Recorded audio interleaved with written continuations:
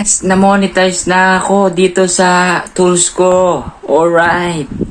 Hello guys, good morning, good afternoon, and good evening po sa lahat. For today's video guys, may nagtanong po sa akin ay ito pong nakikita nyo sa inyong screen, sa green screen nyo po, nakikita nyo po yan. Ibig sabihin po yan guys, merong pong nagtanong po sa not eligible po siya. Ibig sabihin po yan guys, sa lahat po ng mga nagtatanong sa akin, ibig sabihin po, in-invite kayo ng Meta, pero hindi pa po kayo na-monetize. Kailangan nyo munang ma-unlock lahat po yan sa ads on reel, in-stream ads, at saka sa bonuses. Ayan. Yan po, ibig sabihin po yan, kailangan nyo ma-unlock lahat po yan para makuha nyo po lahat ng gusto nyo at malagay sa tools. Ganun lang po kadali yan guys. Huwag nyo pong babaliwalaan yan kasi kailangan nyo munang ma-monetize bago kayo makakita o kumita dyan sa mismong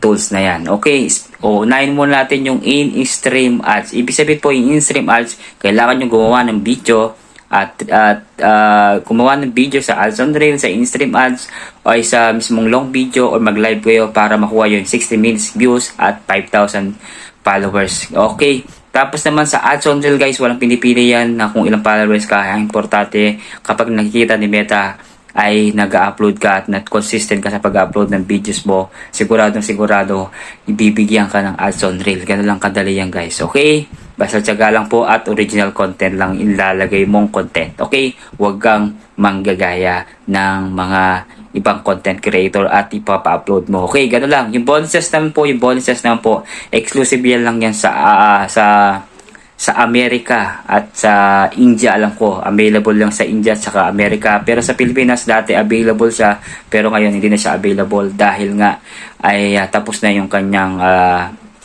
promo dito sa Pilipinas. And yung guys, yung subscription, medyo mahirap yan. Kailangan mo ng 10,000 followers at saka kailangan mong magkakuha yung 180 minutes views.